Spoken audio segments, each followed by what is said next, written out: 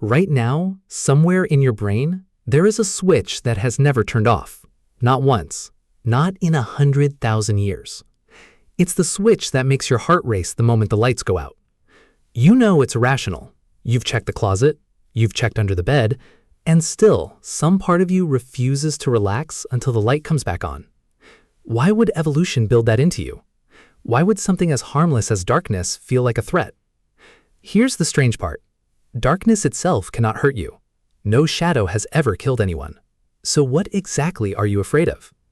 Was it predators? Was it something else hiding in our ancestors' memory? Or is the fear of the dark actually a fear of something far closer to home? And here's a question that almost nobody asks. If fear of the dark is useless today, why hasn't it disappeared? Evolution deletes what doesn't help survival. So why does this one refuse to die? Let's go back, not centuries, hundreds of thousands of years, to a time when humans were not the most powerful creatures on the planet. We were prey. Lions hunted at night. Hyenas hunted at night. Leopards, some of the most efficient killers in history, are almost exclusively nocturnal. And early humans had none of the advantages these predators had. No claws, no night vision, no speed. Research on human vision confirms something unsettling. Human eyes are among the weakest in low light compared to almost every major predator on land. In total darkness, we are nearly blind. Now imagine being blind, slow, and weaponless in a world where something faster than you can see you perfectly. That single fact rewired the human brain. But here's where things get strange. Fear of the dark isn't just about predators anymore. Researchers studying ambiguity and human cognition found something curious. Humans don't just fear what they can't see, they fear the uncertainty of not knowing what's there. Darkness doesn't just hide danger, it hides information. And the brain hates missing information more than it hates actual threats. Psychologists call this ambiguity aversion. Your mind doesn't like blank spaces, so when your eyes can't confirm safety, your brain fills the gap with worst-case scenarios. A shape becomes a figure. A sound becomes footsteps. Silence becomes something waiting. This is why children who are told there's nothing there still feel afraid. Logic doesn't switch off fear. Uncertainty does. Then, scientists discovered something even more surprising. Fear of the dark might not just be about survival. It might be tied to social bonding. Anthropologists studying early human communities found something important. Fire wasn't just used for warmth or cooking. Groups gathered around fire at night for hours, sometimes far longer than needed for practical reasons. Research on the Juhowansi people, one of the oldest continuous hunter-gatherer cultures on Earth, found that their nighttime conversations were almost entirely different from daytime conversations. During the day, people talked about resources, conflicts, and tasks. But at night, they told stories, myths, warnings, moral lessons. This wasn't random. Darkness created a psychological pressure that pulled people together. Fear of night didn't just protect individuals, it protected the group. That's when everything changed. If humans stayed close to fire and close to each other at night, isolated individuals were the ones who disappeared. Survival wasn't just about strength anymore, it was about connection. Which means the fear you feel in the dark today may not be fear of monsters. It may be an ancient signal telling you, don't be alone right now. But let's slow down here, because this idea deserves more than a passing mention. Fire changed everything about how humans experience night. Before fire, darkness was simply the absence of day, a period to be endured, hidden through, survived. Early hominins likely slept in trees or defensible rock shelters, clustered together, silent, waiting for sunrise like it was a rescue. Archaeological evidence from sites associated with early Homo erectus and later Neanderthal populations shows controlled use of fire dating back at least 1 million years, with much stronger, more consistent evidence appearing around 400,000 years ago. Once fire became reliable, something remarkable happened to the human timeline. Night stopped being empty time. It became social time. Consider what this meant psychologically. For the first time, a creature could sit in the dark and not be blind. Fire pushed back the edge of the unknown by a few meters, and within that small circle of light, humans built something predators never had: language refined by firelight, planning, teaching, myth. But even inside that circle of safety, the terror at the edges never disappeared. If anything, fire made the boundary between safe and unsafe more visible than ever. You could literally see the line where light ended and threat began. Psychologists studying environmental cues suggest this created one of the first learned associations in human cognition. Edge of light equals edge of danger.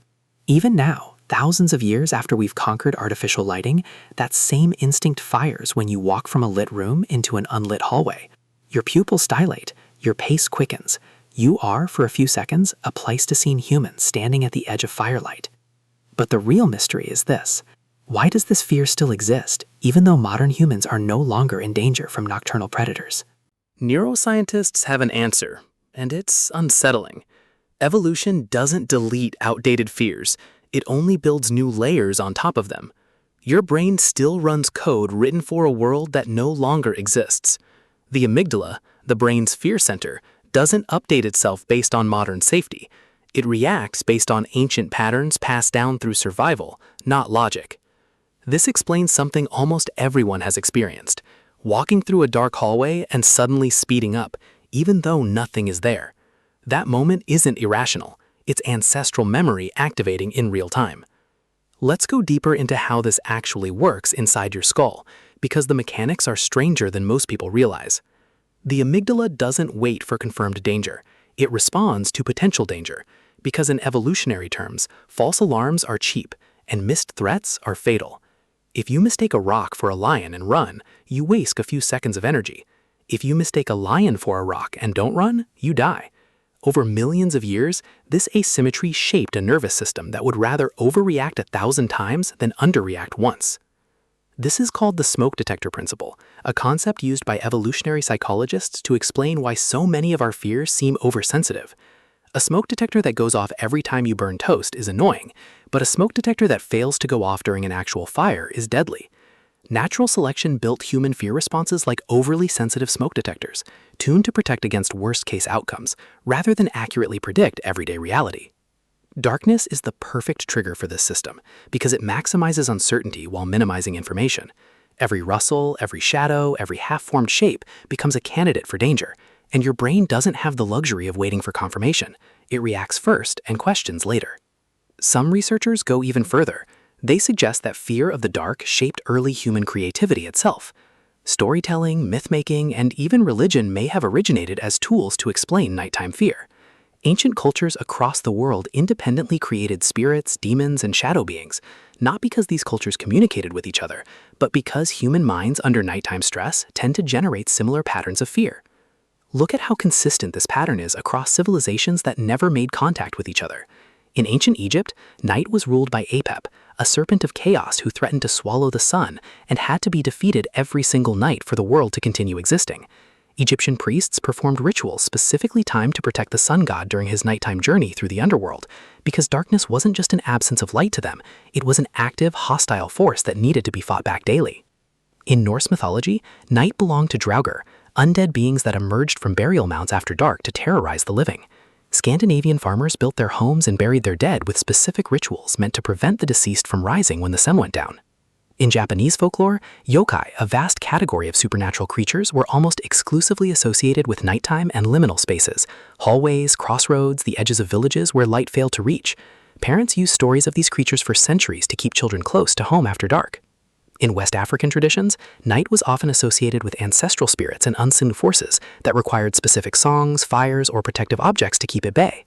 In Aboriginal Australian cultures, certain areas and times were considered spiritually dangerous, specifically after dark, tied to stories passed down for tens of thousands of years, some of the oldest continuously told narratives on Earth.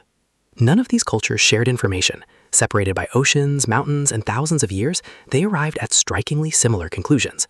Darkness hides something. Something is out there. Something must be respected, feared, or fought. This tells us something profound. These weren't just stories invented by bored people around a fire. They were psychological technology, tools built to manage a fear that already existed in the human brain long before anyone had words to describe it. The stories didn't create the fear created the stories. Darkness may be one of the reasons humans began asking, what else is out there? Which means the fear that terrified our ancestors may also be one of the reasons civilization has stories, gods, warnings, and imagination at all. Now, here's where the investigation takes an unexpected turn.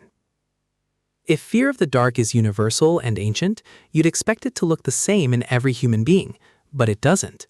Some people barely notice the dark. Others feel a genuine physical response, a racing heart, sweating palms, an overwhelming urge to turn on every light in the house. Why the difference? A study on nyctophobia, the clinical term for fear of darkness, found that this fear typically peaks between the ages of 4 and 6, then gradually fades for most people by adulthood. But for a small percentage of the population, it never fades, it intensifies. Researchers studying childhood fear development suggest this connects directly to a developmental stage where children begin to understand object permanence and hidden threats, but haven't yet developed the reasoning skills to correctly assess actual risk. A 4-year-old can imagine a monster in the closet with full vividness, but cannot yet reason through the statistical improbability of that monster existing. Interestingly, researchers have found that children raised in environments with more perceived unpredictability, unstable households, exposure to frightening media, inconsistent caregiving, tend to report higher and more persistent fear of darkness. This suggests something important. Fear of the dark isn't purely biological, it's also shaped by how safe the world feels to you during your most vulnerable developmental years. This raises an uncomfortable question.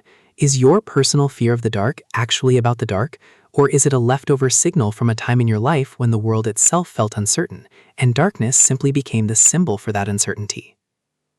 But here's where things get even stranger. Sleep researchers have identified a phenomenon that may explain some of history's most famous encounters with demons and shadow figures in the dark. It's called sleep paralysis, a state where your brain wakes up before your body does. During REM sleep, your brain naturally paralyzes your muscles to prevent you from acting out dreams. Occasionally, consciousness returns before this paralysis switches off, leaving you fully awake, unable to move, often in complete darkness. Studies on sleep paralysis report something remarkably consistent across different cultures and unrelated individuals. People experiencing this state frequently report a sensed presence, a feeling that something malevolent is in the room, sometimes accompanied by pressure on the chest and visual hallucinations of a shadowy figure. In medieval Europe, this experience was often attributed to a demon called an incubus. In parts of Southeast Asia, similar experiences were attributed to spirits pressing down on sleepers. In Newfoundland folklore, it was called the Old Hag. Different names, different centuries, different continents, same neurological event. This single biological glitch may account for a staggering number of historical ghost stories, demon encounters, and alien abduction reports, all rooted in a shared human experience of waking up paralyzed in the dark with a brain still partially locked in dream logic. That's when everything changed for how scientists understood the history of supernatural fear. It wasn't just imagination running wild. It was a specific, repeatable, biological event, misinterpreted through the cultural lens available to whoever experienced it. But even this doesn't fully explain why darkness itself, without any hallucination at all, still produces such a visceral reaction in modern humans living in perfectly safe apartments in perfectly safe cities. To understand that, we have to talk about something researchers call evolutionary mismatch. Your brain evolved over roughly 2 million years in environments where darkness genuinely meant danger. Predators, rival groups, physical hazards like cliffs and rivers you couldn't see. For the overwhelming majority of human evolutionary history, being cautious in the dark kept you alive. Modern civilization, streetlights, locked doors, security systems, has existed for what amounts to a few seconds on the evolutionary timeline. Your genes have not caught up. You are, biologically speaking, still the same nervous system that once needed to fear the night in order to survive it. The mismatch between your ancient brain and your modern environment is the entire reason a completely safe bedroom can still feel threatening at 3 a.m. This concept explains far more than just fear of the dark. It explains why we crave sugar and fat despite living in an age of abundance, why social rejection feels like physical pain despite no longer risking expulsion from a life or death tribe, and why the sound of footsteps behind you on an empty street triggers a full-body alert regardless of how statistically unlikely an attack actually is. Fear of the dark is simply one of the oldest and most persistent examples of this mismatch because it targets one of the most fundamental vulnerabilities of the human sensory system, the almost total blindness we experience without light. Now, let's flip the question entirely, because this is where the documentary takes its sharpest turn. What if fear of the dark wasn't a flaw at all? What if it was one of the most important evolutionary advantages our species ever developed? Consider this. Species that fear the dark less than humans, many small nocturnal mammals, for example, survive by being fast, small, and difficult to detect. Humans are none of these things. We are large, slow compared to most predators, and loud. Our survival strategy was never about avoiding detection. It was about avoiding exposure altogether, staying inside protected spaces, staying near fire, staying near each other, until daylight returned and our actual advantages, tool use, cooperation, long-distance vision, became useful again. In other words, fear of the dark wasn't a weakness that evolution forgot to remove. It was possibly one of the smartest survival strategies our ancestors ever developed, a built-in warning system that said, "This is not your environment, protect yourself now." Seen this way, the fear you feel at night isn't a glitch. It's a message from every single ancestor who survived long enough to have descendants. It's a message that says, you come from a very long line of cautious, careful, socially connected humans, because the reckless uns didn't make it. But here's the twist that changes everything. As human civilization advanced, something curious happened to our relationship with darkness. We didn't just fear it less over time, we began actively reshaping the world to eliminate it altogether. The invention of artificial light marks one of the most significant psychological turning points in human history.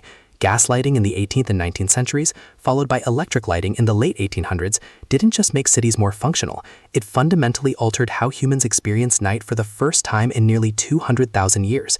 Historians studying the introduction of public lighting in cities like Paris and London note that early street lamps were met with a mixture of fascination and controversy. Some worried that artificial light would encourage immorality by allowing people to be active at hours previously reserved for sleep and safety. Others saw it as a triumph over an ancient enemy, the darkness itself, finally being pushed back on a societal scale rather than just within the small circle of a campfire. And yet, despite conquering darkness on a technological level, humans never fully conquered it psychologically. Studies on modern sleep environments consistently show that most people still prefer some form of light while sleeping, whether from a nightlight, a phone screen, or ambient light through curtains. Complete darkness, even in a locked, secure, modern home, still triggers discomfort in a significant percentage of adults. Researchers link this directly to the same ancient threat detection system that once protected our ancestors from lions and rival tribes. The lion is gone, the system remains. This raises perhaps the most fascinating question of the entire investigation. If we've built a world with almost no true darkness left, streetlights, phone screens, 24-hour cities, why hasn't the ancient fear disappeared? Shouldn't thousands of generations of safety have erased it by now? The answer researchers keep arriving at is both simple and unsettling. Fear doesn't fade because danger disappears. Fear fades only when the brain receives enough repeated evidence across enough generations that a specific threat no longer exists. 200 years of electric light is nothing compared to 2 million years of nighttime vulnerability. In evolutionary terms, we only just turned the lights on a moment ago. But there's something even more unsettling hiding inside this question, something most documentaries never explore. What if the fear of the dark was never really about darkness at all? Think about what darkness actually represents, psychologically speaking. It's not just an absence of light. It's an absence of certainty, an absence of control, an absence of information about your environment and what might be inside it. Darkness is simply the most ancient and universal symbol humans have ever had for the unknown itself. And if that's true, then fear of the dark may be the very first version of a fear that still governs human behavior today, just wearing different disguises. Fear of uncertainty, fear of what we cannot see coming, fear of the unknown future, unknown outcomes, unknown people, unknown situations. Consider how many modern fears follow the exact same psychological blueprint as fear of the dark. Fear of public speaking isn't fear of a room full of people, it's fear of an unpredictable, uncontrollable outcome. Fear of financial uncertainty isn't fear of numbers, it's fear of an invisible future you cannot map. Fear of illness isn't fear of your own body, it's fear of something happening inside you that you cannot see or control. Every one of these fears shares the same ancient root as standing in a dark room as a child, sensing something you cannot verify, unable to act until more information arrives. This means the fear you feel at night might be the oldest psychological ancestor of nearly every anxiety you experience as an adult. Not a strange isolated glitch, but the foundational template your brain has used to build every other fear response since. So maybe the real question was never why did ancient humans fear the dark? Maybe the real question is why modern humans still build their entire emotional architecture on a fear first learned around a fire, hundreds of thousands of years ago, staring into blackness, waiting to see if something was staring back. And here's a final thought worth sitting with. Every single ancestor in your bloodline, every one of them, going back tens of thousands of generations, survived a night, survived darkness, survived uncertainty, survived not knowing what was out there, and still made it to morning long enough to pass their genes forward. The fear you feel isn't proof that something is wrong with you. It's proof that you are the end result of an unbroken chain of humans who respected the dark enough to survive it. So the next time the lights go out and your heart quickens just slightly, understand what's actually happening. You're not malfunctioning, you're remembering. Your body is doing exactly what kept your ancestors alive long enough to create you. And maybe that's the real twist buried inside this entire mystery. We didn't fear the dark because we were weak. We survived it because we were paying attention. And in a strange, quiet way, every time you feel that flicker of unease when the light disappears, you're not just feeling fear. You're feeling the accumulated caution of every human who ever lived long enough to become your ancestor, whispering the same message it has whispered for 200,000 years. Stay alert. Stay close. Wait for the light.